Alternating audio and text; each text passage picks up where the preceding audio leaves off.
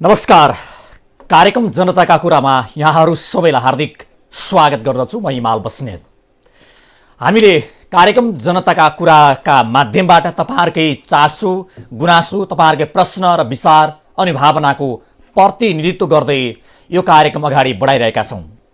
यो कार्यक्रमको माध्यमबाट तपाईहरुका विभिन्न किसिमका समस्याहरूलाई सम्बोधन गराउने प्रयत्न पनि गरिरहेका छौं। यो कार्यक्रमको माध्यमबाट हामीले विशेष गरी तपाईका घर आँगनमा भएका विभिन्न किसिमका समस्याहरू, तपाईमाथि पर्न गएको थिचोमिचो, अन्याय, अत्याचारको जालोलाई मेट्नको लागि पनि यो कार्यक्रम निरन्तर रूपमा अगाडि बढाइरहेका छौं। हामीले यस्तै देशमा भइरहेका राजनीतिक, सामाजिक, आर्थिक र विभिन्न किसिमका समस्याहरूलाई सम्बोधन गराउन र त्यसको समाधान गर्नको लागि यो कार्यक्रम निरन्तर रूपमा अगाडि बढाउनेछौं। यदि तपाईका पनि कुनै समस्याहरू छन्, त्यस्ता अन्यायमा पर्नु भएको छ भने हामीलाई सिधा फोन गरेर आफ्ना समस्याहरू टिपाउन सक्नुहुनेछ। जुन समस्या हामी सम्बन्धित निकायसम्म पुर्याएर त्यसको समाधानको लागि प्रयास पनि गर्नेछौं। हामीले त्यस्तै समस्याहरू निरन्तर रूपमा अगाडि बढाइरहेका छौं र त्यसको समाधानको निमित्त प्रयत्न पनि गरि नै रहेका छौं। हामीले यसैगरी विभिन्न प्रश्नहरू र विभिन्न किसिमका समस्याहरू उठाउने क्रममा आज हामीले उठाएका छौं। जसरी केही दिन अगाडि नेपाल विद्युत प्राधिकरणको प्राङ्गणमा केही मानिसहरूको जमात र एउटा र्याली सहित उपस्थित भयो। त्यो र्याली कुनै सांस्कृतिक कार्यक्रम या कुनै मेला या महोत्सवको थिएन। त्यो र्याली थियो कर्णालीवासी जुम्लाका जनताहरूको जुन विद्युत पहुँच नपुगेको र चाँडै नै विद्युत पहुँच पुर्याउनको लागि गरिएको एउटा आन्दोलन थियो। त्यो र्याली थियो जुन नेपाल विद्युत प्राधिकरणको प्राङ्गणमा पुगेर उहाँहरूले ज्ञापन पत्र पनि बुझाउनु भएको थियो र विद्युत प्राधिकरणका महानिर्देशक कुलमान घिसिङलाई बुझाउने क्रममा कुलमान घिसिङ आउन केही ढिलो गरेकाले उहाँहरूले भवन बाहिरै टाँसिनु, त्यो ज्ञापन पत्र टाँस्नु भएको थियो। यो एउटा नेपालले यति बेला भारतलाई बिजुली बेचिरहेको छ र उहाँहरूको गुनासो के छ भने भारतलाई बिजुली बेचिरहने तर कर्णालीवासीहरू अन्धकारमा बसिरहने। यो कस्तो किसिमको अन्याय हो भनेर उहाँहरूले आवाज पनि उठाइरहनु भएको छ। कतिपयले भने कुलमान घिसिङलाई बिउताउन भन्दा पनि जो कर्णालीमा 25 अर्ब रुपैयाँको बजेट अहिले त्यहाँ विद्युत पहुँच पुर्याउनको लागि छुट्याएको छ, यसको जस लिनको लागि यो एउटा किसिमको राजनीतिकरण गरियो भन्ने किसिमका गुनासाहरू पनि आइरहेका छन्। जसरी जुन यी घटनाहरू आइरहँदाखेरि उहाँहरूले जुन अब यो विषयलाई बाहिर ल्याउनु, एउटा राजनीतिकरण गर्न खोजियो र यो जुन विकासको नाममा चाँडै नै चुनाव आउँदैछ र आफूले त्यो विकासको जस आफूले लिने होडबाजीमा अहिले राजनीतिक दलहरू जुन विद्युत प्राधिकरणमा अहिले झुम्मिरहेका छन् र तारन्तार त्यहाँ पुगिरहेका छन् भन्ने त्यहाँ विद्युत प्राधिकरणका अधिकारीहरूले बताइरहेका छन्। कुनै समय विद्युत प्राधिकरणले निमन्त्रणा गर्दा पनि नजाने राजनीतिक दलहरू यति बेला भने तारन्तार जुन राजनीतिक जस लिनको लागि र आसन्न निर्वाचनको लागि आफूले एउटा विकासको काम गरेको एउटा बहाना बनाउनको लागि यो तारन्तार काम गरिरहेका छन् भन्ने किसिमको गुनासो पनि विद्युत प्राधिकरणका अधिकारीहरूले, त्यहाँका कर्मचारीहरूले, त्यहाँका चाहिँ निर्देशकहरूले बताइरहेका छन्। यो विषय हामीले आज उठाएका छौं। जसरी कर्णालीवासीले एउटा गुनासो के पनि गरेका छन् भने कुनै ठाउँमा 2-5 मिनेट बिजुली या विद्युत गएपछि त्यहाँ तत्काल पुगेन भने त्यहाँ आवाज उठ्छ र त्यहाँ विभिन्न किसिमका प्रश्नहरू उठ्छन्। तर कर्णालीवासीहरू वर्षौंदेखि अन्धकारमा छन् र पनि आवाजहरू अलि बुलन्द नभएका हुन् कि भन्ने किसिमका गुनासाहरू पनि यति बेला आइरहेका छन्। जसरी र्यालीको नेतृत्व गरेका थिए जो जुम्लाका सांसद गजेन्द्र बहादुर महतले कर्णालीवासी ज्ञापन पत्र बुझाउन आएको जानकारी दिएपछि प्राधिकरणका कार्यकारी निर्देशक कुलमान घिसिङ आफै प्राधिकरणको परिसरमा ओर्लिएका थिए। घिसिङले सभा हलमै बसेर कर्णालीवासीको समस्या सुन्ने र प्राधिकरणले पनि परियोजनाबारे जानकारी दिने प्रस्ताव गरे। तर सांसद महतले अस्वीकार गर्दै आफ्नो ज्ञापन पत्र बुझाए। सांसद महतले घिसिङसँग प्राधिकरणले अपलना गरेर कर्णाली प्रदेशलाई अँध्यारोमा राखेको भन्दै गुनासो समेत गरेका थिए र उनले भनेका थिए चितवनमा लाइन जाँदा तुरुन्त बनाए, खसी काटेर दिन्छु भन्न रातारात पुग्नुहुन्छ, तर हामी वर्षौंदेखि अँध्यारोमा हुँदा पनि कुनै वास्ता गर्नुहुन्न भन्दै विद्युत प्राधिकरणका कार्यकारी निर्देशक कुलमान घिसिङलाई प्रश्न गरेका थिए। यसबाट अब यो विषय एउटा राजनीतिकरण गर्न खोजियो या कर्णालीवासी अन्धकारमा भएको कारणले गर्दा त्यहाँ एउटा विद्युतको आपूर्ति पहुँच पुर्याउनको लागि उहाँको त्यो एउटा किसिमको प्रयास थियो या राजनीतिकरण गर्न खोजियो भन्ने विषय उठिरहँदाखेरि यो विषयमा पनि एकपट्टि ध्यान दिनुपर्ने आवश्यकता छ। सांसद महतले घिसिङलाई आफूले यसअघि पनि सिरिप 3 भनेको स्मरण गराउँदै अझै पनि घिसिङले सोही शैलीमा काम गरिरहेको आरोप समेत लगाएका छन्। यो विषयमा हामीले केही रिपोर्ट तयार पारेका थियौँ। अबको लागि यो रिपोर्ट हेरौँ।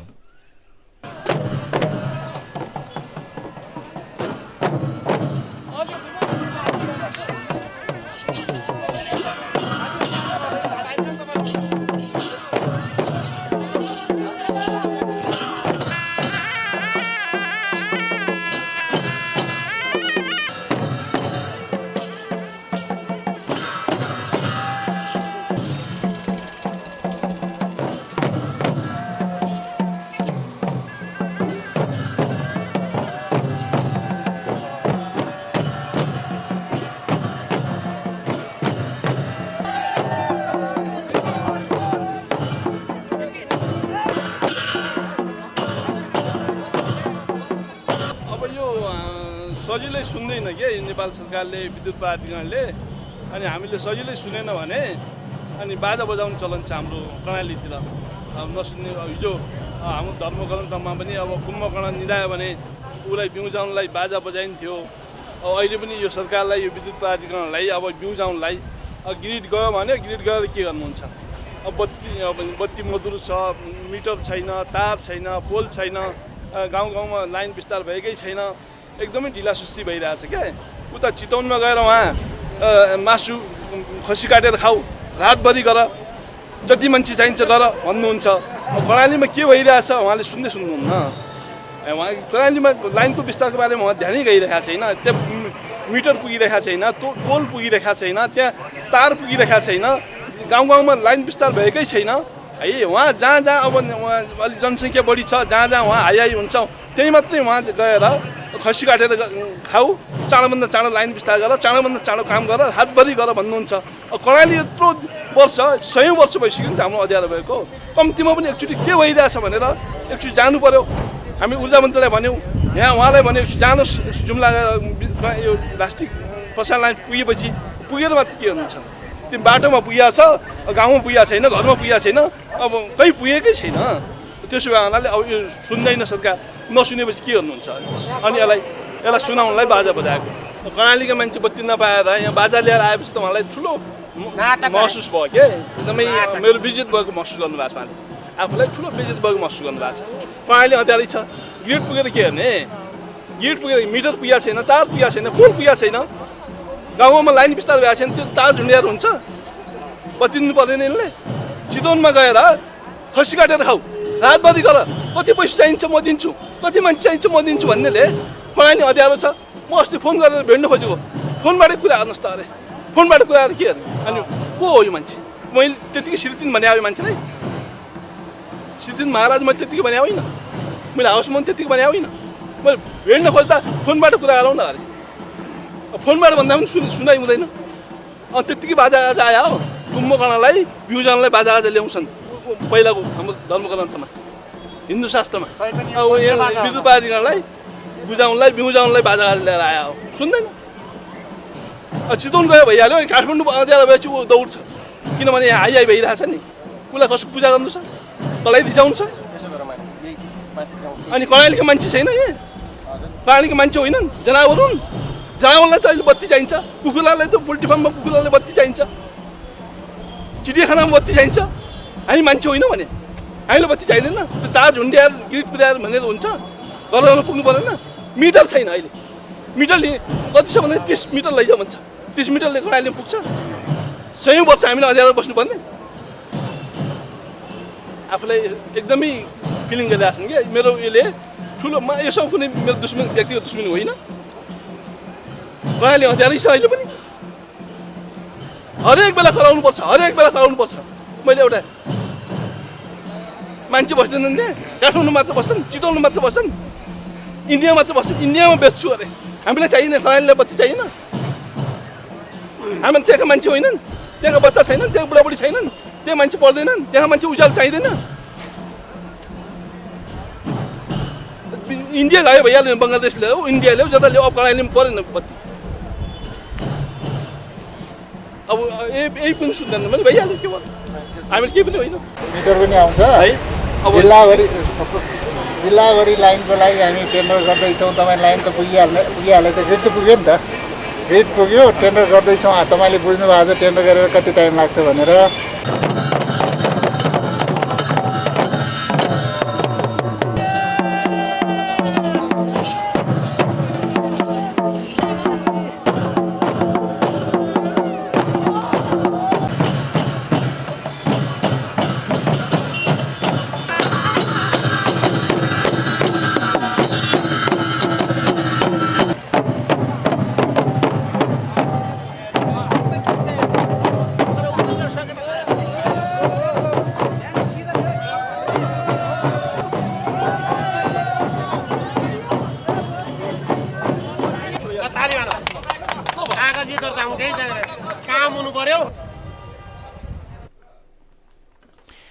यो कुनै विजय उत्सवको र्याली होइन, तपाईँहरूले देख्नुभयो, यो कुनै पनि विजय उत्सव या चाहिँ कुनै कार्यक्रम त्यस्तो केही पनि होइन। तर यो कर्णालीवासीले विद्युत आपूर्ति नभएको र विद्युतबाट वञ्चित हुनु परेको भन्दै गरेको एउटा र्याली हो र झाँकी हो। कर्णालीवासीहरूको एउटा के चलन छ, उहाँले भन्नुभएको छ भने जसरी उहाँहरू सामान्य ढङ्गबाट भन्दा सुनेनन् भने उहाँहरू बाजा गाजा सहित गरेर सुन्ने ढङ्गबाट जाने उहाँहरूको चलन छ। यसबाट उहाँहरूमा पर्न गएको समस्या, जसरी वर्षौँदेखि कर्णालीवासीले एउटा अन्धकारमा बस्नु परेको समस्या सहित उहाँहरू विद्युत प्राधिकरणका कार्यकारी निर्देशक कुलमान घिसिङलाई ज्ञापन पत्र बुझाउनको लागि जानुभएको थियो। उहाँहरूले जुन वर्षौँदेखि कर्णालीवासीहरूले अन्धकारमा बस्नु परेको, तर कैयौँ त्यस्ता खोला नालाका नदीका पानी बगिसके तर हाम्रा खोला नालाको पानी खोइ भन्दै प्रश्न पनि उहाँहरूले गर्नुभएको थियो। अब कर्णालीवासीहरू कहिलेसम्म अन्धकारमा बस्ने भन्ने उहाँहरूको गुनासो थियो र अहिले जुन 25 अर्ब रुपैयाँ त्यहाँ विद्युत पहुँच पुर्याउनको लागि विनियोजन भएको छ र यसमा कतिपय राजनीतिक दलहरूले राजनीतिक एउटा जुन जस लिनको लागि यो गरिरहेका छन्, यो प्रपञ्च रचिरहेका छन् भन्ने किसिमका गुनासोहरू पनि विद्युत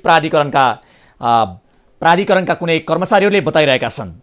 जसरी र्यालीमा सहभागी जुम्लाका सांसद गजेन्द्र बहादुर महतले भने जो कार्यकारी निर्देशक कुलमान घिसिङ श्री 3 जस्तो भएको भनेर उहाँले आरोप पनि लगाउनु भएको छ। मैले पहिलादेखि नै उहाँलाई श्री 3 जस्तो हुनुभयो भनेर भनिरहेको छु, अहिले पनि उहाँले हाम्रा समस्याहरूको सुनवाई गरिरहनु भएको छैन भनेर उहाँले आरोप समेत लगाउनु भएको छ। मैले अस्ति पनि भेट्ने समयमा आएको थिएँ, तर उहाँले के कुरा हो फोनबाटै भन्नुभयो। यसकारण पनि उहाँ वर्षौँदेखि अँध्यारोमा छ, कर्णालीवासीहरू अँध्यारोमा हुनुहुन्छ, तर भारतमा बिजुली बेचेर बसेको छ यो विद्युत प्राधिकरण, यो सरकार भनेर उहाँले गुनासो समेत गरिरहनु भएको छ। जसरी नेपालमा विद्युत उत्पादन हुन थालेको 100 वर्ष पनि नागिसक्यो, तर कर्णालीमा अझैसम्म पनि बिजुलीको पहुँच, एउटा विद्युतको पहुँच पुग्न सकेको छैन। यो एउटा विडम्बना पनि भन्नुपर्छ। तर अब देशमा जसरी अहिले विद्युत उत्पादन भइरहेको छ, जसरी भारतलाई विद्युत बेचिरहेको छ, यसबाट कर्णालीवासीहरू अँध्यारोमा रहेका छन्, उनीहरू अहिले पनि टुकी बत्तीको भरमा परिरहेका छन्। यो समस्या समाधान गर्नको लागि सरकारले, विद्युत प्राधिकरणले हामीसँग यति बेला नेपाल विद्युत प्राधिकरणका प्रवक्ता सुरेश बहादुर भट्टराई हाम्रो सम्पर्क हुनुहुन्छ। उहाँलाई कार्यक्रममा स्वागत गरौँ। स्वागत छ यहाँलाई कार्यक्रममा। धन्यवाद। अब जसरी नेपालमा जसरी लोड सेडिङ मुक्त भयो, यो सारा कुराहरू पनि भए, तर कर्णालीवासीहरू झाँकी सहित ज्ञापन पत्र बुझाउनको लागि यो र्याली गरेर आउनुपर्ने अवस्था किन? यो उहाँहरूले र्याली गरेर आउनुपर्ने आवश्यकता चाहिँ मलाई खासै लागेको छैन, किनभने हामीले समस्त कम्प्लिटली कर्णालीको होइन जुम्ला, हुम्ला, कालीकोट, मुगु सबै डोल्पा साथै सुर्खेत यो क्षेत्रहरूमा विद्युतीकरण गर्ने प्रोग्राम हामीले विगत धेरै अगाडिदेखि नै प्रयास गर्दा गर्दा अब यो आर्थिक वर्षमा होल कर्णाली अञ्चलमा सबै विद्युतीकरणको लागि हामी यो आर्थिक वर्षमा टेन्डर गरिसक्छौँ। एउटा त्यो चिज हो। अर्को कुरा त्यहाँ त्यो टेन्डर गरेर त्यहाँ विद्युतीकरण सबै घरमा पहुँच पुर्याउने मात्र होइन, त्यसलाई अझ सुधार्नको लागि हामीले राष्ट्रिय प्रसारण चाहिँ सुर्खेतसम्म 132 केबी प्रसारण लाइनहरू चाहिँ धेरै अगाडिदेखि नै निर्माणाधीन अवस्थामा छ। त्यहाँ विभिन्न वनको राष्ट्रिय निकुञ्जको कारणले गर्दा मात्र त्यहाँ काहीँ राइट अफ वेको समस्याले गर्दा डिले भएको हो होइन। नभए त्यहाँ विद्युत प्राधिकरण आज लागेको होइन, त्यहाँ धेरै अगाडिदेखि नै लागिरहेको छ र अहिले हामीले यो आर्थिक वर्षमा होल कर्णाली अञ्चलको सबै क्षेत्र सबै घरमा बत्ती पुर्याउनको लागि हामी टेन्डर गर्छौँ यो आर्थिक वर्षभित्र। र यदि स्मुथली काहीँ अवरोध भएन भने आशा गर्नुहोस् 2, 2.5, 3 वर्षभित्र कम्प्लिटली कर्णाली अञ्चलमा प्रत्येक घरमा बत्ती पुग्छ। तपाईँले भनिरहँदा जसरी अब हामी भारतलाई बिजुली पनि बेच्न थालिसक्यौँ, भारतलाई बिजुली बेच्न भन्दा पहिला चाहिँ हाम्रै आफ्नै ग्रामीण क्षेत्र कर्णालीवासीहरूको समस्या समाधान गर्नको लागि त्यहाँको विद्युत पहुँच पुर्याउनको लागि त्यतापट्टि ध्यान दिनुपर्ने होइन र पहिला? होइन, हामीले धेरै अगाडि ध्यान दिएको, त्यति कहाँ सजिलो छ र विकास र निर्माणको कामहरूलाई ती ठाउँहरूमा इमिडिएटली पुर्याउनको लागि। तपाईँले एउटा विचार गर्नुहोस्, आजभन्दा 10 वर्ष अगाडि हामीले राष्ट्रिय ग्रिड अपग्रेडिङ आयोजनाहरू जस्तो इनरुवाबाट हेटौडाबाट बर्दघाट होइन, त्यस्तै तपाईँले सुर्खेतबाट कोलपुर, त्यस्तै बुटोलबाट भैरवा, त्यस्तै इनरुवाबाट विराटनगर यी प्रसारण लाइनहरू धेरै अगाडिदेखि नै निर्माण प्रक्रियामा गएका हुन्। कतिपय आयोजनाहरू आज 8-10 वर्षमा पनि हामीले सम्पन्न गरेको छैनौँ। कहीँ हामीलाई वनको समस्या छ, कहीँ राइट अफ वेको समस्या छ, कहीँ पब्लिकको इस्युजहरू छ, कहीँ क्षतिपूर्तिको समस्या छ होइन। त्यो राज्यले निर्धारण गर्ने यी चिजहरू प्राधिकरण एक्लैले गर्न नसकेर होइन, यावत समस्याले जेलिएको हुँदाखेरि मात्र यी क्षेत्रहरूमा जस्तो अहिले तपाईँले जुन भन्नु कर्णाली मात्र होइन, अहिले हाम्रो देशभरि नै आन्तरिक रूपमा उद्योगहरूले करिब 1000 मेगावाट बत्ती मागेको अवस्थामा नि हामीले पुर्याउन नसकेको, सुगममै पनि हामीले पुर्याउन सकेको छैनौँ। दुर्गममा त हामीले आजभन्दा धेरै अगाडि नै हामीले यी एरियाहरूको सबै डिटेल इन्जिनियरिङ सर्वे डिटेल गरेर कति बजेट लाग्छ त्यो क्षेत्रको होल विद्युतीकरण गर्न भनेर हामीले 5-7 वर्ष अगाडिदेखि नै यो प्रक्रिया सुरु गरेर यो आर्थिक वर्षमा अब त्यसको इन्भेस्टमेन्ट गर्नको लागि हामीले इन्टरनेसनल एजेन्सीहरूसँग ब्याङ्कहरूसँग सहयोग मागेर अब हामीले यो आर्थिक वर्षभित्र होल कर्णालीमै विद्युतीकरण गर्ने होल प्याकेजको टेन्डरिङ हुन्छ यो आर्थिक वर्षभित्र। आशा गर्नुहोस् अब 2 देखि 2.5 वर्षभित्र हामी ती क्षेत्रमा बत्ती सबै पुर्याइसक्छौँ। तर हाम्रो उद्देश्य चाहिँ भारतमा विद्युत व्यापार गर्ने होइन, हाम्रो डोमेस्टिक कन्जम्सन नै हाम्रो पहिलो प्राथमिकता हो। तर प्रब्लम के भएको भने हामीले राष्ट्रिय प्रसारण ग्रिडहरू साथै डिस्ट्रिब्युसन नेटवर्कहरूको काम गर्दै जाँदाखेरि थुप्रै हाम्रो आन्तरिक समस्याको कारणले गर्दा नभएको। जसो तपाईँले भन्नुभयो एउटा कर्णालीवासीको समस्या यो छ, तर अहिले देशभरिको चाहिँ अवस्था हेर्दाखेरि जुन विद्युतको उत्पादनको अवस्था के छ, त्यहाँको सबै देशको जुन विद्युत आपूर्ति या वितरणको अवस्था कस्तो छ त अहिले? अहिले तपाईँले असारदेखि कार्तिक र मङ्सिर दोस्रो हप्तासम्म हाम्रो उत्पादनले नै पुग्छ है कि। तर तपाईँले अब कार्तिक के अरे मङ्सिर 15 देखि अब जेठ अन्तिमसम्म हामीले भारतबाट विद्युत आयात गर्नुपर्छ। हाम्रो होल कन्जम्सनले पुग्दैन, किनभने हाम्रो जति पनि खोला नालाहरू अब त्यो पानी सुकेर एकदम न्यूनतम जेनेरेसनमा जान्छ होइन। त्यो हुँदाखेरि अब हामीले आजदेखि नै हामीले भारतबाट आयात गर्न सक्यौँ। निर्यात हाम्रो बन्द भइसक्यो र हामीले आजैबाट भारतबाट आयात गर्न सुरु भइसकेको छ। यति बेलाको अवस्था हेर्दाखेरि हामीसँग पर्याप्त विद्युत हुँदाखेरि पनि अब जुन मागको आधारमा जुन आपूर्तिको विषयमा चाहिँ हामी चुकेका हौँ। आपूर्ति होइन, हाम्रो तपाईँले 2 किसिमको हुन्छ। हाम्रो अहिले इन्स्टल क्यापासिटी चाहिँ वास्तवमा करिब 2100 मेगावाटको हाराहारी हो है। तर अहिले हाम्रो विद्युत उत्पादन यतिखेर आजको अवस्थामा आउनुभयो भने 900 मेगावाटकोमा छ। तर हामीलाई डिमान्ड कति छ? करिब 1480-90 मेगावाट छ हाम्रो डिमान्ड। भने पछाडि हामीलाई अहिले नै डिफिसिट भइसकिसक्यो 500-600 मेगावाट 500 मेगावाट भन्दाखेरि हामीलाई डिमान्ड र सप्लाईलाई मैले भने नि तपाईँको यही असार साउन असारदेखि मङ्सिर 15 सम्म मात्र पुग्छ। तर अरू बेला फेरि हामीले आयातै गर्नुपर्छ भारतबाट, त्यस्तो अवस्था। अब अहिले नेपालको हिसाबमा हेर्ने हो भने जस्तो हाम्रो नेपालमा चाहिँ कति प्रतिशत जनसङ्ख्यामा भनौँ न कति भागमा चाहिँ हामीले कति घरधुरी या चाहिँ त्यो पर्सेन्टमा हिसाबमा गर्दाखेरि कतिसम्म हामीले पुर्याउन सकेका छौँ, कति पर्सेन्ट नागरिकहरू चाहिँ विद्युतबाट वञ्चित छन् अहिले? जनसङ्ख्याको हिसाबले भन्नुहुन्छ भने 90% जनसङ्ख्याको घरमा बत्ती पुगिसकेको छ होइन। अहिले हामीलाई तत्काल रूपमा हाम्रो पहिलो प्राथमिकतामै छ कर्णाली प्रदेश, र त्यहाँ हामीले दुईवटा चिज हेर्नुहोस्, एउटा राष्ट्रिय ग्रिड पनि हामीले लानु छ, ठुलो हाई भोल्टेजको प्रसारण लाइन, र अर्को कुरा त्यो होल कर्णाली अञ्चलमै हामीले के डिस्ट्रिब्युसन एउटा स्ट्यान्डर्ड डिस्ट्रिब्युसन नेटवर्कहरू त्यहाँ बनाउनु छ अहिले हामीले। र त्यहाँ चाहिँ जनसङ्ख्या सानो साइजमा छ र करिब तपाईँ उ गर्नुहोस् करिब 90-92% नेपाली जनताको घरमा बत्ती पुगिसकेको छ। जस्तो तपाईँले भन्नुभयो कर्णालीमा अलिकति त्यहाँ विद्युत आपूर्ति पुर्याउनको लागि अलिक समस्या छ भन्नुभयो, तसो के समस्या छन् त्यहाँ पुर्याउनको लागि, त्यहाँ चाहिँ पहुँच एउटा सबैलाई समान गर्नको लागि के तपाईँहरूलाई बाधा अवरोधहरू चाहिँ के हुन् त्यहाँका? हामीलाई अहिले राष्ट्रिय ग्रिडै जस्तो मैले तपाईँलाई भने कोलपुर टु हामीले सुर्खेत 132 केबी प्रसारण लाइन पहिलो त्यो क्षेत्रको सुधारको लागि पहिलो ब्याकबोनै त्यो नेटवर्क बनिसक्नुपर्छ होइन। त्यहाँ अहिले वन र राष्ट्रिय निकुञ्जले गर्दाखेरि त्यो राष्ट्रिय प्रसारण लाइन नै डिले भइरहेको छ बन्नलाई, एउटा त्यो समस्या त्यहाँ छ। अर्को कुरा हामीलाई तपाईँले भने त्यो एउटा विकट एरिया नै छ होइन, त्यहाँ एउटा कस्टको कुरा हुन्छ, तर बल्ल अहिले हामीलाई पैसाको त समस्या भएन र यो आर्थिक वर्षमै हामी अब होल कर्णाली अञ्चलकै विद्युतीकरणको टेन्डर गरिसक्छौँ यो आर्थिक वर्षभित्र, र यदि स्मुथली सबै काम अवरोध भएन र स्थानीय जनताको व्यापक सहयोग भइरहेको भने आशा गर्नुहोस् 2.5 वर्षभित्र होल कर्णाली अञ्चलमा विद्युतीकरण भइसक्छ। कर्णाली अञ्चल जस्तो देशभरि सबै जनताले विद्युतको जुन एउटा चाहिँ पुर्याउनको लागि चाहिँ कति समय लाग्छ तपाईँहरूलाई?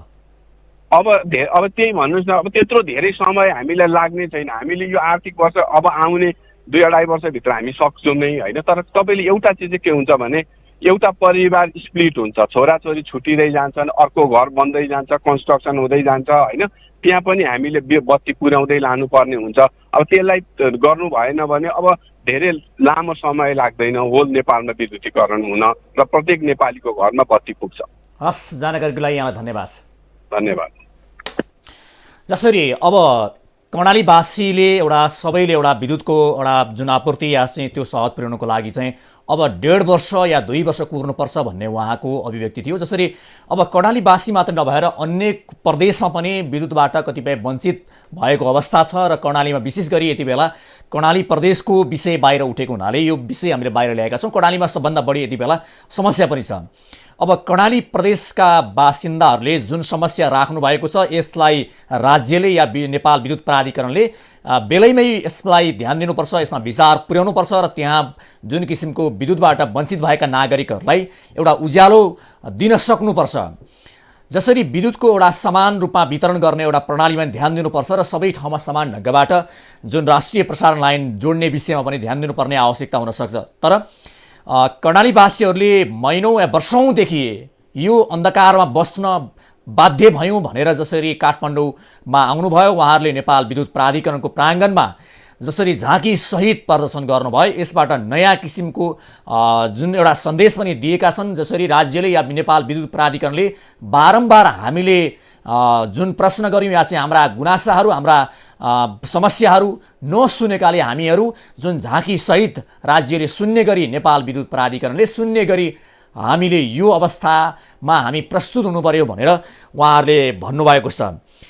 जसरी अब कर्णालीवासीले जुन ज्ञापन पत्र बुझाइसकेपछि कुलमान घिसिङले पनि अब चाँडै नै त्यहाँ अब टेन्डर प्रक्रिया अगाडि बढाएर विद्युतको आपूर्ति पुरा गर्ने प्रतिबद्धता पनि उहाँले व्यक्त गर्नुभएको छ। र कतिपय सन्दर्भमा भने कुलमान घिसिङले पनि अब राजनीतिक एउटा चाहिँ जुन यति बेला अब महाधिवेशन भनौँ या कतिपय राजनीतिक दलहरूका महाधिवेशन र आगामी निर्वाचनको जुन एउटा चाहिँ जस लिनको लागि पनि नेताहरू तछाड मछाड गरेर यस सन्दर्भमा अघि बढिरहेको भनेर पनि उहाँले बताउनु भएको छ। यस सम्बन्धमा जसरी अब जुन नेपाल विद्युत प्राधिकरणको प्राङ्गणमा जुन एउटा झाँकी देखियो यसले कतिपय मानिसहरूले यो कुनै खुसियाली या चाहिँ कुनै एउटा हर्षोल्लासमय रूपमा भएको होला भन्ने होला, तर यो होइन। साँच्चै नेपालमा बत्ती बलेको 100 वर्ष पहिले हो, खै त हाम्रा बस्तीमा भनेर कर्णालीवासीहरूले विभिन्न किसिमका ब्यानरहरूमा विभिन्न किसिमका पम्पलेटहरूमा यो टाँसेर प्रदर्शन गरेका थिए। 100 वर्ष पुरा भइसक्दा पनि नेपालमा विद्युत उत्पादन हुन थालेको 100 वर्ष पुरा भए पनि कर्णालीवासीहरू अहिले पनि टुकीकै भरमा बस्नु परेको या अन्धकारमा बस्नु परेको, दाउराकै भरमा आफ्नो चाहिँ जुन अँध्यारो रात काट्नु परेको अवस्थाहरू अहिले पनि छ। यस्ता समस्यालाई बेलैमै समाधान गर्नुपर्छ। जसरी नेपाल लोड सेडिङ मुक्त भएको भन्ने भएको छ र नेपाल लोड सेडिङ मुक्त भए पनि कर्णालीवासीहरू भने अन्धकारमा छन्। यसतर्फ सबैभन्दा पहिला नेपाल विद्युत प्राधिकरण र नेपाल सरकारले ध्यान दिन आवश्यक पनि छ। जसरी अब नेपाल लोड सेडिङ मुक्त भयो, कुनै समय 20-22 घण्टासम्म लोड सेडिङबाट अन्धकारमा बस्नु परेको अवस्था हामीले झेल्दै आएका थियौँ र 20-22 घण्टासम्म पनि जुन अन्धकारमा बस्नुपर्ने अवस्थाको अन्त्य कुलमान घिसिङले गर्नुभयो, जसलाई आम नेपाली जनताहरूले भगवानको रूपमा पनि हेरेर एउटा चाहिँ उज्यालो ताराको रूपमा पनि विश्लेषण गरिरहेका छन्। जसै कुलमान जस्ता अरू कैयौँ क्षेत्रमा कुलमानहरू जन्माउनुपर्छ भनेर पनि तारिफ भइरहेको छ र विभिन्न क्षेत्रमा यस्ता किसिमका समस्याहरू छन् र यसमा विशेष गरी विद्युत चोरी हुने समस्यालाई समाधान गरेर अहिलेको अवस्था सिर्जना गरेको र यसमा पनि विशेष गरी विभिन्न किसिमका जलविद्युतका लागि उत्पादन गर्ने क्षेत्रहरू पहिचान गर्दै अगाडि बढ्नको लागि कुलमान घिसिङले पहल गरिरहनु पनि भएको छ।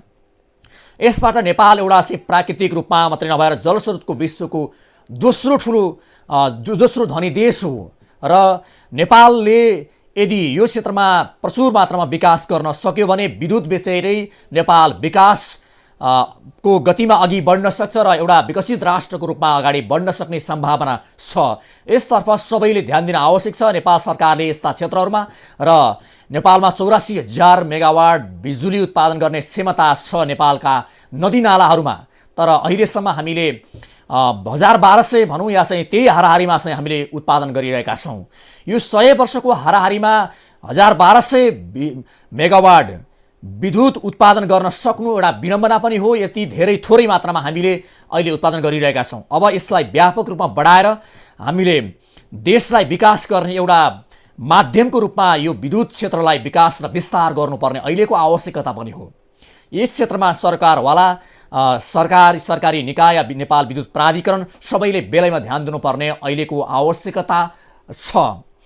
यस्ता गुनासाहरू बेला बेला आउने गर्छन् र कैयौँ यस्ता लोड सेडिङ भएका नेपाली जनताहरू यति बेला कुलमान घिसिङको तारिफ गरेर नथाक्ने पनि छन्।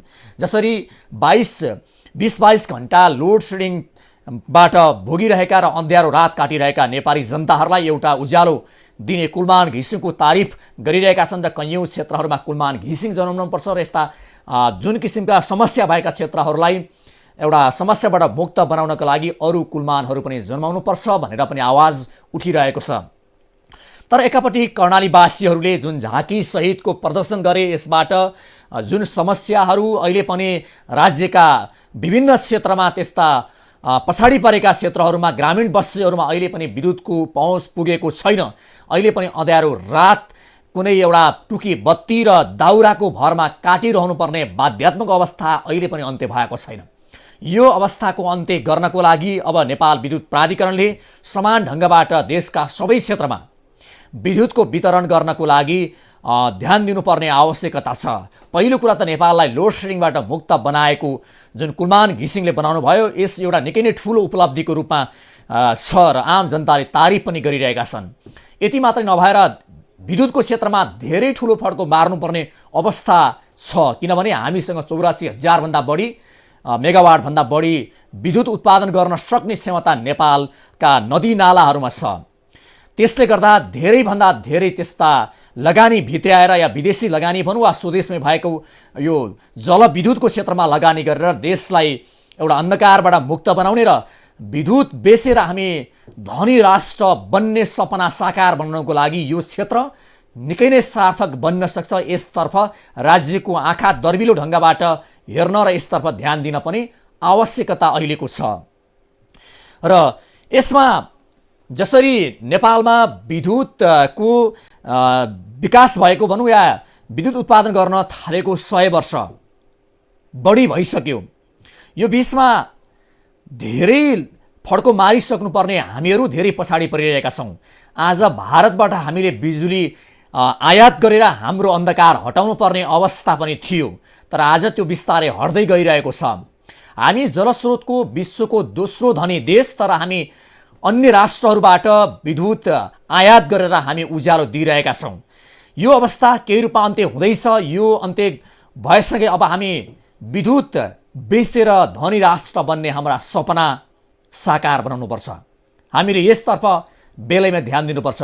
कुलमान घिसिङको दोस्रो कार्यकाल प्रारम्भ भइरहेको छ र उहाँले 2-4 महिना बिताइरहनु भएको छ। यस समयमा कुलमान घिसिङले अर्को एउटा नयाँ र पहिला भन्दा नि एउटा नयाँ कुनै एउटा चाहिँ काम गर्नुहुन्छ र त्यो ढङ्गले उहाँ प्रस्तुत हुनुहुन्छ भन्ने कुरा जसरी आम नागरिकले जिज्ञासाका साथ हेरिरहेका छन्, पक्कै पनि उहाँले नेपालको विद्युतको क्षेत्रमा निकै ठुलो फड्को मार्न सक्ने आधार तयार पार्नको लागि उहाँ सक्षम हुनुहुन्छ र उहाँले देशलाई लोड सेडिङबाट मुक्त बनाइसक्नु भएको छ र बाँकी रहेका ग्रामीण बस्तीहरूमा पनि जुन विद्युतको आपूर्ति पुर्याउनको लागि उहाँले बेलैमा यसतर्फ ध्यान दिनुपर्ने हुन्छ। तर उहाँको आफ्नो गुनासो छ। अहिले उहाँले जसरी तीव्र रूपमा ग्रामीण बस्तीहरूमा विद्युतको पहुँच पुर्याउनको लागि उहाँले काम गरिरहनु भएको छ, यसमा राजनीतिकरण भइरहेको छ। राजनीतिक दलहरूले आफ्नो जस लिनको लागि तछाड मछाड गरेर विद्युत प्राधिकरणको कार्यालयमा धाउने पनि अहिलेको लड्को पनि लागिरहेको छ भनेर उहाँले जानकारी पनि गराइरहनु भएको थियो र उहाँका कुनै त्यहाँका कर्मचारीहरूले पनि यही विषय पनि व्यक्त गरिरहनु भएको छ। तर एउटा काम गर्न सक्ने योग्य क्षमतावान व्यक्तिलाई काम गर्ने वातावरण सिर्जना गर्नुपर्छ र कुनै राजनीतिक प्रभावमा पार्नु पनि हुँदैन र दबाब दिन पनि हुँदैन। किनभने एउटा स्वतन्त्र भएर काम गर्ने मानिसलाई स्वतन्त्र भएर काम गर्न दिनुपर्छ र उसले चाहेको ढङ्गबाट अगाडि बढ्न सक्यो भने हामी नेपालमा विद्युत उत्पादन गरेर विदेशी राष्ट्रहरूलाई, भारत, बङ्गलादेश लगायतका राष्ट्रहरूलाई विद्युत बेचेरै हामी धनी राष्ट्र बन्न सक्छौँ। त्यो प्रचुर सम्भावना नेपालमा छ। तर जसरी समस्याहरू आइरहन्छन्, जुन अहिले पनि कतिपय क्षेत्रहरूमा विद्युत आपूर्ति नभएको र अन्धकारमा बस्नु परेको गुनासोहरू पनि आइरहँदाखेरि यसमा समाधानको लागि नेपाल विद्युत प्राधिकरणका जुन कार्यकारी निर्देशक कुलमान घिसिङले पनि त्यसतर्फ ध्यान दिन आवश्यक छ। अब कर्णालीवासीहरू अन्धकारमा रहेको र हामीले अन्धकारमा बस्नु परेको हाम्रा खोला नालाहरू त्यसै बगिरहेका छन्। हाम्रो पानी खोइ भनेर आवाज उठाइरहनु भएको छ। उहाँहरूले पम्पलेट र ब्यानर सहित झाँकी प्रदर्शन पनि गरिरहनु भएको छ। यसतर्फ बेलैमै हामीले ध्यान दिन सक्यौँ भने नेपालले यो क्षेत्रमा धेरै नै विकास गर्न सक्छ। किनभने नेपाल विश्वको दोस्रो ठुलो जलस्रोतको धनी राष्ट्र हो। हाम्रो छिमेकी राष्ट्रमा ठुलो जनसङ्ख्या छ। त्यहाँ अहिले पनि विद्युतको ठुलो समस्या छ। त्यहाँ धेरै कल कारखाना उद्योग धन्दाहरूको विकास भइरहँदा नेपालले यदि भारत या बङ्गलादेश लगायतका राष्ट्रहरूका लागि विद्युत निर्यात गर्न सक्यो भने, बेच्न सक्यो भने नेपालको विकासको जग यहीँबाट बस्न सक्छ। जसरी बङ्गलादेशले पनि नेपालबाट विद्युत किन्न चाहिरहेको छ र बङ्गलादेशलाई हामीले विद्युत निर्यात गर्नको लागि हामीले उत्पादनमा तीव्र रूपमा अगाडि बढाउनुपर्छ। जसरी भारतमा पनि विद्युतका जसरी माग भइरहेको छ, त्यहाँ ठुला ठुला उद्योग धन्दा कल कारखानाहरूको विकास हुने क्रममा विद्युतको अत्याधिक माग भइरहेको छ। त्यहाँ पनि विद्युतको समस्या छ र त्यहाँ पनि हामीले निर्यात गर्न सक्यौँ भने, भारतलाई पनि बिजुली बेच्न सक्यौँ भने हाम्रा छिमेकी राष्ट्रहरूलाई विद्युत बेचेरै हामी धनी राष्ट्र बन्न सक्ने प्रचुर सम्भावना बोकेको देश नेपाल हो। 100 वर्षको एउटा अवधि पुरा गरिसक्दा पनि यति बेला हामीले झिनो मात्रामा हामीले उत्पादन गरिरहेका छौँ। यो यति लामो समयमा हामीसँगै विकासका मार्गरेखा तयार पारेका राष्ट्रहरू यति बेला विकासको गतिमा तीव्र रूपमा अगाडि बढिसके, विश्वको शक्तिशाली राष्ट्र बन्ने ध्याउनमा अगाडि बढिसके। हामीसँग भएको जुन स्रोत र साधन छन् यसको हामीले उपयोग गर्न सकेनौँ भने, हामीले हाम्रा स्रोत र साधनलाई चिन्न सक्यौँ भने हामी अहिले पनि गरिब राष्ट्रको रूपमा रहि नै रहन्छौँ। हामीसँग भएका स्रोत साधनलाई बेलैमै पहिचान गरेर त्यसतर्फ हामीले ध्यान दिनुपर्ने अहिलेको आवश्यकता हो। यसतर्फ हामीले विशेष ध्यान दिनुपर्ने हुन्छ। जसरी अहिले नेपालमा नै विद्युत आपूर्ति समान ढङ्गबाट सबै ठाउँमा पुग्न सकिरहेको छैन। हामीसँग यति बेला जलस्रोत विज्ञ रत्न संसार श्रेष्ठ जोडिनु भएको छ। उहाँलाई कार्यक्रममा हार्दिक स्वागत गरौँ। स्वागत छ कार्यक्रममा। धन्यवाद। म जसो विज्ञ चाहिँ होइन है, म अध्ययन मात्रै गर्छु, म विज्ञ सिज्ञ होइन। ठिक छ। जसरी अब अहिले नेपालमा हामी 100 वर्ष पार गरिसक्यौँ नेपालमा विद्युत उत्पादन हुन थालेको, अहिलेको वर्तमान अवस्था नेपालमा विद्युतको अवस्था तपाईँको नजरमा कस्तो छ? एकदम दुर्भाग्यपूर्ण छ। अहिले तपाईँले भन्दै गरेको कुरा मैले सुन्दै थिएँ, मैले भर्खर जोडिएँ। अब बङ्गलादेश भारत निकासी गरेर त्यहाँको उद्योगलाई बिजुली आपूर्ति गर्ने कुरा गर्नुभयो। अनि म तपाईँसँग प्रति प्रश्न गर्छु, नेपालमा उद्योग स्थापना गरेर बिजुली दिएको खै त? तपाईँले नै भन्नुभयो नेपालकै धेरै ठाउँमा जस्तो तपाईँले जुम्लाको कुरा गर्नुभयो, खै त बिजुली त्यहाँ दियो, त्यहाँ उद्योग स्थापना भएको खै त? नेपालमा अहिले गत वर्ष 244 युनिट प्रति व्यक्ति खपत भएको छ। भारतमा 1181 युनिट खपत भएको थियो। त्यसले गर्दाखेरि अहिले आजको अवस्थामा भारत बङ्गलादेश बिजुली बेच्नु भनेको हामी आफ्नो परिवारलाई भोकै राखेर, अँध्यारोमा राखेर, अविकसित राखेर, उद्योग धन्दा नचलाएर अरू देशलाई तपाईँको खाना खुवाउने आफ्नो पका जस्तो हुन जान्छ। त्यो होइन। हामीले पहिला हाम्रो देशलाई औद्योगिकरण गरौँ। यसमा नबिर्सनुपर्ने कुरा के हो भने तपाईँको 1 युनिट बिजुली तपाईँले अहिले निकासी गरेर औसत 433 मा निकासी गर्ने सम्झौता भएको छ। त्यसमा अझ 76 पैसा घटाएर कति हुन्छ भनिरहेछ। तर अर्कोतिर यो सेटले गराएकै अध्ययन प्रतिवेदन अनुसार नेपालमै विद्युत खपत हुन सक्यो भने 1 युनिट बिजुलीबाट तपाईँको 86 अमेरिकी सेन्ट अर्थतन्त्र मूल्य अभिवृद्धि हुन्छ। रोजगारी वृद्धि भएर, उत्पादन वृद्धि भएर, व्यापार घाटा स्वतन्त्र घाटा घटेर, कर राजस्व बढेर उद्योगपतिहरू समृद्ध भएर। त्यसकारण हाम्रो लक्ष्य त भने तपाईँ दोस्रो खण्ड भने जस्तै हाम्रो लक्ष्य भनेको हामी सक्छौँ भने अब 2-3 वर्षमा तपाईँको 1000 युनिट प्रति व्यक्ति पुर्याउँ। त्यो लक्ष्य लिनुहोस् न। तपाईँको निकासी गरेर अहिले भनेको 4 रुपियाँ 33 पैसा भनेको 3 सेन्ट 3.5 सेन्ट हुन्छ। 3.5 सेन्ट निकासी गर्ने कि 86 सेन्ट तपाईँको अर्थतन्त्र मूल्य अभिवृद्धि गराउनु, त्यो सोच्नु पर्यो नि। तपाईँको यो देशको तपाईँको नीति निर्धारणले बुद्धिजीवीहरूले नै समस्या के हो भने निकासी गर्ने मात्रै कुरा गर्छ। 1181 युनिट खपत गरेर आयात गर्छु भन्छ। हामी 244 युनिटमा खपत गरेर पुगेर भन्ने बढी भयो भन्ने हुन्छ र होइन? अर्को हिसाबले हेर्नुहोस् न, हामी अहिले भारतको समकक्षमा पुग्न हामीलाई नै 7000 मेगावाट चाहिन्छ। 7000, जहाँ कि अहिले हाम्रो गत 814 इकोनोमी गर्थ्यो, अब 2000 पुग्न लाग्यो भन्छ। 7000 कहिले पुग्ने हो? त्यसैले पहिला आत्मनिर्भर हुने सोचौँ, पहिला उत्पादन वृद्धि गर्ने सोचौँ, रोजगारी वृद्धि गर्ने सोचौँ।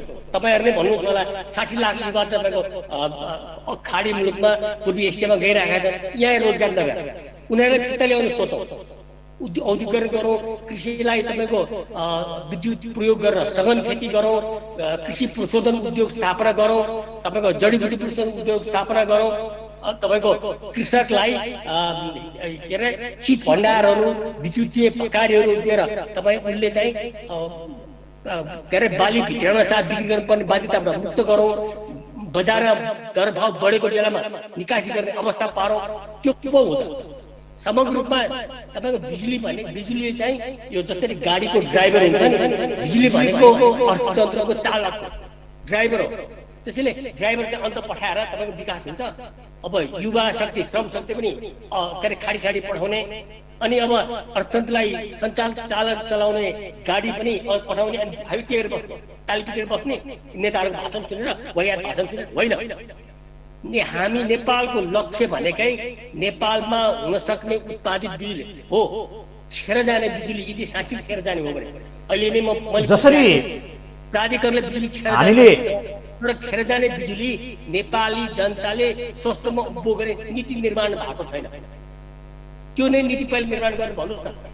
भारतलाई 433 मा निकासी गर्नु सरकार, 433 मा नेपाली उद्योगपतिलाई निकासी बिक्री किन नगर्ने, ग्राहक उपभोक्ता किन नगर्ने, त्यो नीति ल्याउनु पर्यो नि। त्यसैले यो निकासी भन्ने गीत गाउनु चाहिँ छोड्नुहोस्। अझ तपाईँ केही नबिर्सिनु भने यो निकासी पनि के अरे भारतले निगाह गरे जस्तो गरेर लिन्छ। नै भन्छ, नुनु भन्छ।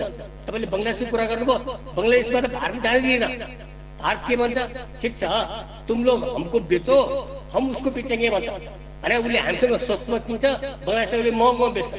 हामी त्यो लफडामा किन बस्छौँ? 3-3.5 सेन्टमा निकासी गर्नुको सट्टा 86 सेन्ट नेपालको अर्थतन्त्रमा मूल्य अभिवृद्धि हुने गरेर काम गरौँ न। त्यो पो हुनु पर्यो लक्ष्य भनेको। निकासी गरेर तपाईँको यो त बनाना रिपब्लिक बन्छ। यो सस्तो निकासी गर्यो, आफू अविकसित रह्यो, यत्तिकै तपाईँको युवालाई विदेश के अरे रेमिट्यान्सको लोभमा विदेश पठायो, त्यसरी कहाँ हुन्छ? त्यो होइन नि। हाम्रो तपाईँको भिजन नै के हुनु पर्यो भने बिजुलीको अत्यधिक खपत गरेर देशको औद्योगिकीकरण गर्ने, देशमा रोजगारी सृजना गर्ने, सघन खेती गर्ने। अहिले तपाईँको किसान भनेको के अरे असाढमा धान रोप्ने र मङ्सिरमा धान काट्ने बेला मात्रै रोजगारी पाउँछ। अरू बेला तपाईँको काला पहाड जान्छन्, के अरे पहाड जान्छ, कहाँ कहाँ जान्छन्। हो, किसानलाई पनि सघन खेती गर्ने व्यवस्था गर्न पर्यो ताकि ऊ चाहिँ वर्षैभरि आफ्नै घर खेतमा, घर गाउँमा, घर बस्तीमा रोजगारी पाओस्। जसरी हामी यो गएको 100 वर्षमा जसरी हामीले 1200 मेगावाट मात्रै विद्युत उत्पादन गर्न सक्यौँ, यसमा किन हामी विद्युत उत्पादन गर्न सकेनौँ? किन चुक्यौँ हामी? कसको दोष छ यसमा? यसमा दुईटा पाटो छ।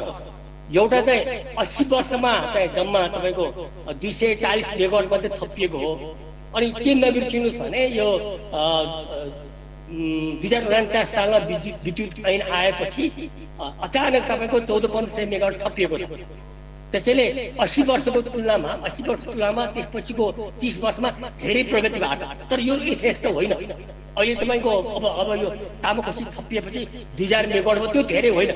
मैले भर्खर भने हामी हस्, जानकारीलाई धन्यवाद। यहाँलाई 8000 मेगावाट चाहिन्छ। ल, धन्यवाद।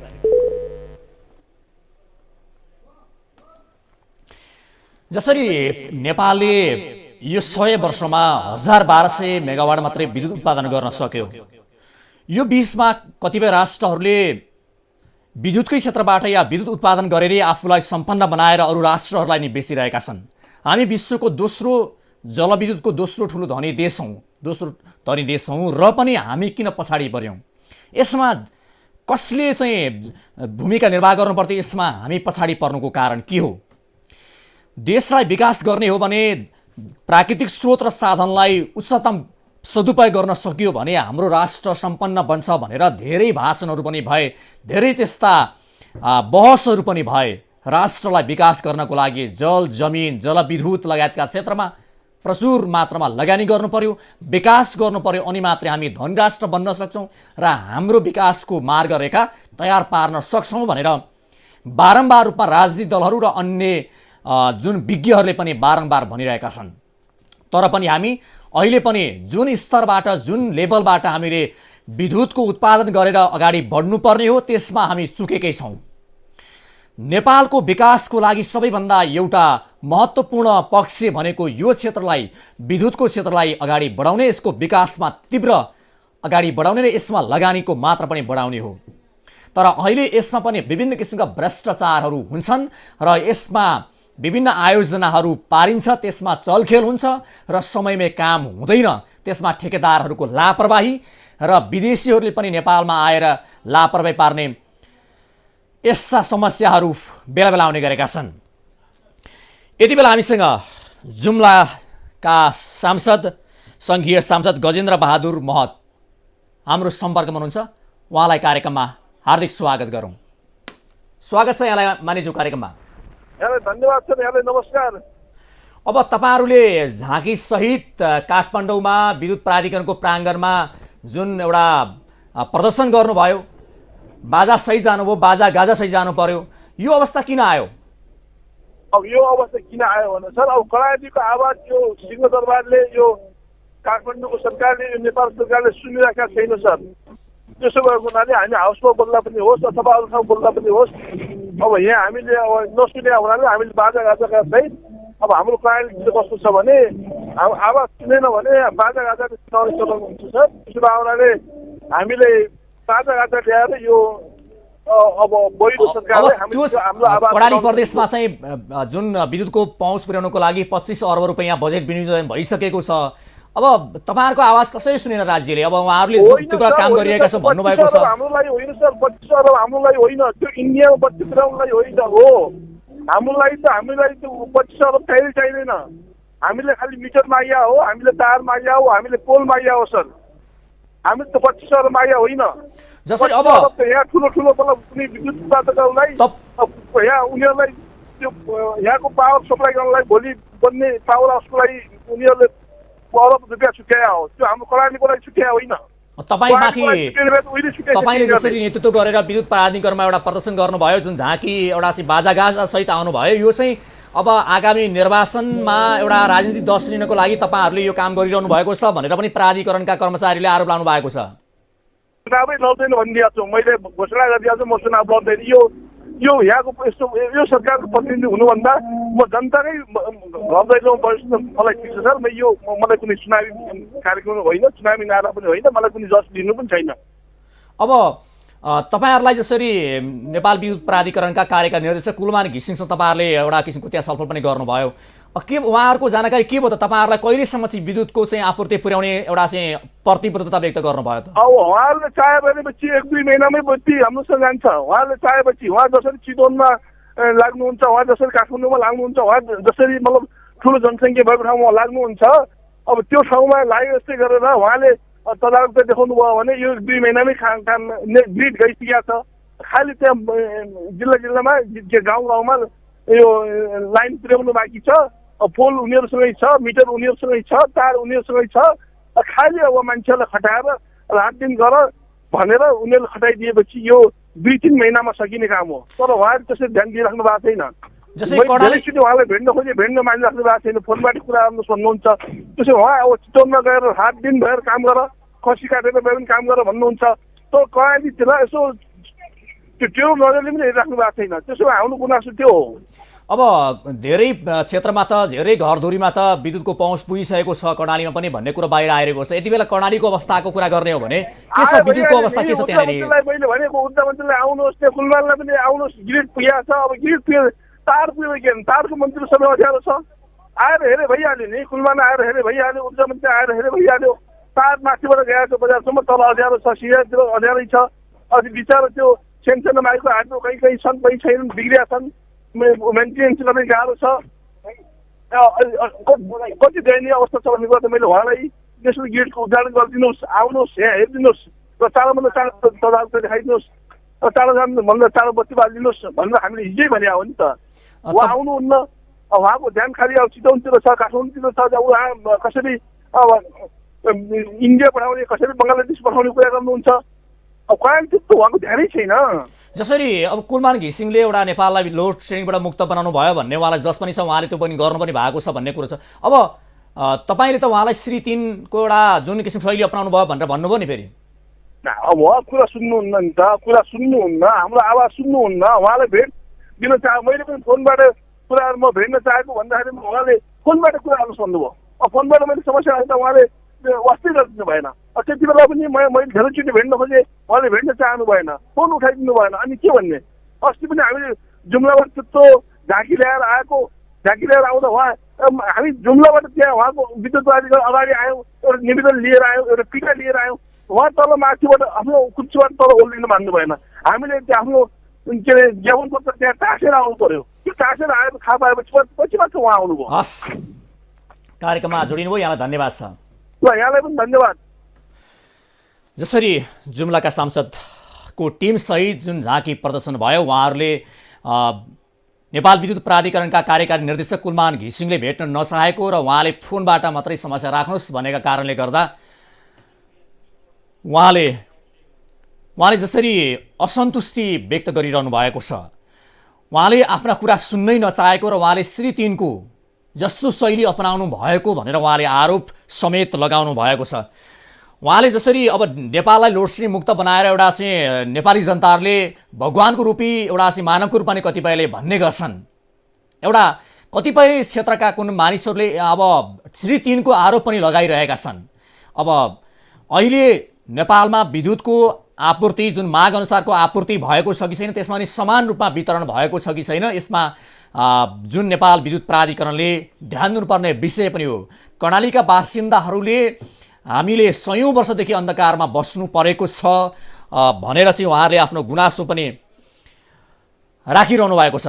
उहाँहरूका समस्याहरू सुनवाई जसरी अब नेपाल विद्युत प्राधिकरणका कार्यकारी निर्देशक कुलमान घिसिङले उहाँहरूका मागहरू मुद्दाहरूलाई सुनवाई पनि गर्नुभएको छ र चाँडै नै कर्णालीवासीले अब उज्यालोमा बस्न पाउनेछन्, उज्यालोको चाहिँ एउटा त्यो महसुस गर्नेछन् र चाँडै नै जुन कर्णालीमा विद्युतको आपूर्ति पुग्नेछ भनेर उहाँले भनिरहनु भएको छ।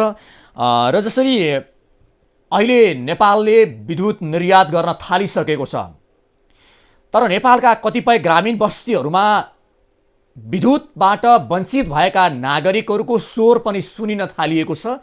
पहिलो प्राथमिकता भनेको ग्रामीण बस्तीहरूमा जो विद्युतबाट वञ्चित भएका नागरिकहरूलाई विद्युतको पहुँच पुर्याउने र सबै नागरिकहरूलाई समान ढङ्गबाट विद्युतको वितरण गर्नुपर्ने अहिलेको आवश्यकता बन्यो।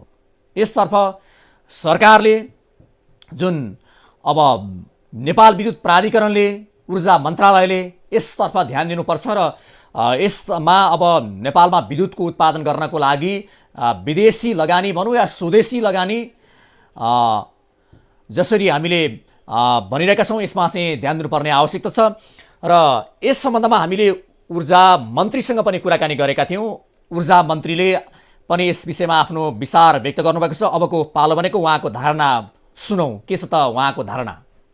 सरकारले अघि बढाएका नीतिका कारणले निजी उत्पादकले समेत विद्युत उत्पादन गर्न पाउने अवसरले चाहिँ हामी अब घरायसी प्रयोग चाहिँ मा पर्याप्त विद्युत उपलब्ध गराउने स्थितिमा छौँ। र अब अहिले एकातिर हामी आम जनतामा 2 वर्षभित्रै विद्युतीकरण गर्ने सरकारको नीति छ। त्यसमा यो सामुदायिक विद्युत उपभोक्ता महासङ्घ पनि एउटा सहयोगी नै हुनेछ। जहाँ केन्द्रीय प्रसारण लाइन पुग्ने छैन त्यहाँ चाहिँ हामी सामुदायिक विद्युत उपभोक्ता महासङ्घ मार्फत त्यो अभियान पुरा गर्नेछौँ भने अब फेरि हामी नयाँ ठाउँमा आएका छौँ। यो यो अधिवेशनले चाहिँ त्यो कुरालाई आफ्नो नीति बनाउने कुरामा ध्यानमा राखोस्। यद्यपि म भित्र छिर्दै गर्दा मलाई त इन्डक्सनको देखाउँदै नारायणजीले यहाँ भित्र छिराउनु भएको थियो। अब चाहिँ हामी ऊर्जाका सबै क्षेत्रमा जलविद्युत उत्पादन गर्ने अभियानलाई चाहिँ अगाडि बढाउनुपर्छ। यो उपभोक्ता महासङ्घको अब नयाँपन र औचित्यता चाहिँ अब बढीभन्दा बढी विद्युत खपत गराउने र सबै ऊर्जामा चाहिँ विद्युतीय ऊर्जा मतलब उपयोग गर्ने, खपत गराउने अभियानका रूपमा चाहिँ यसले आफूलाई रूपान्तरण गरोस्। एउटा बेलाको एउटा आवश्यकता पुरा गरेर हामीले सधैँ त्यसैमा रहन सक्यौँ भने हामी लेग बिहाइन्ड हुन्छौँ। त्यसैले अहिलेको अब विद्युतको कुरा गर्दाको अग्रगमन भनेको चाहिँ ऊर्जाका सबै, चाहे घरेलु उपभोग होस्, चाहे उद्योग होस्, चाहे कृषि वा सिँचाइ होस्, या अब यातायात सालले सबै क्षेत्रमा विद्युतीय साधनको उपयोग गर्नुपर्ने बताउनु भएको छ। जसरी बिहिबार काठमाडौँमा आयोजित सामुदायिक विद्युत उपभोक्ता राष्ट्रिय महासङ्घ नेपालको 6औं राष्ट्रिय महाधिवेशनको उद्घाटन गर्दै मन्त्री भुषालले विद्युतीय क्षेत्रको अग्रगमनका लागि ऊर्जाका सबै क्षेत्रमा जलविद्युतको खपत बढाउनु पर्ने पनि बताउनु भएको थियो। उहाँले सरकारले अघि बढाएका नीतिका कारण निजी उत्पादकले समेत विद्युत उत्पादन गर्न पाउने अवसरको अब घरायसी प्रयोगमा पर्याप्त विद्युत उपलब्ध गराउने स्थितिमा पुगेको पनि बताउनु भएको थियो। जसरी अब विद्युतको क्षेत्रमा धेरै लगानी गरेर यो क्षेत्रमा विकास गर्नको लागि यसमा प्रचुर मात्रामा एउटा यो क्षेत्रको विकास गरेर नेपालमा पनि एउटा विकासको जग बसाल्नको लागि यसतर्फ राज्यले ध्यान दिनुपर्ने आवश्यकता छ र यो क्षेत्रमा लगानी बढाउनु पर्ने र स्वदेशी विदेशी लगानीहरू बढाएर ऊर्जाको क्षेत्रमा निकै नै विकास गर्नुपर्ने नेपालको आवश्यकता हो र नेपालको सम्भावनाको एउटा सबैभन्दा धेरै प्रचुर सम्भावना बोकेको क्षेत्र पनि हो ऊर्जा क्षेत्र। यसमा सरकारले विभिन्न किसिमका बहस चलाउनु आवश्यक छ, विज्ञहरूसँग छलफल गर्न आवश्यक छ र जलस्रोत विज्ञहरूसँग पनि छलफल गरेर यसतर्फ बेलैमा राज्यको आँखा यसतर्फ मोडिनुपर्ने अहिलेको आवश्यकता पनि हो।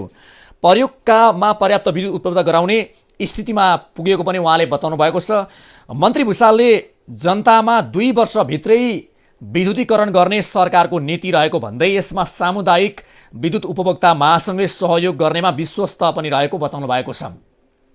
अबको 2 वर्षभित्र नेपालमा हरेक क्षेत्रमा जनताले विद्युतको पहुँचबाट टाढा रहँदैनन्, विद्युतको पहुँचमा सबै जनताहरू पुग्छन् भन्ने उहाँले बताउनु भएको छ। यसमा अब नेपालमा सबैभन्दा पहिला बाहिर निर्यात गर्ने, बिजुली बाहिर बेच्ने भन्दा पनि हाम्रै ग्रामीण बस्तीहरूमा जहाँ विद्युतको अभाव छ, जहाँ जहाँ विद्युतबाट वञ्चितीकरण भएका नागरिकहरू छन् त्यसतर्फ लगानी गर्नुपर्ने अहिलेको आवश्यकता हो। यसतर्फ अब राज्यले नेपालमा जस्तो विश्वको दोस्रो जलस्रोतको धनी देश छ, यसमा देशको नागरिकहरूले यसतर्फ ध्यान दिनुपर्ने आवश्यक छ र जलस्रोतमा यसमा लगानी गर्नुपर्ने अहिलेको आवश्यकता हो।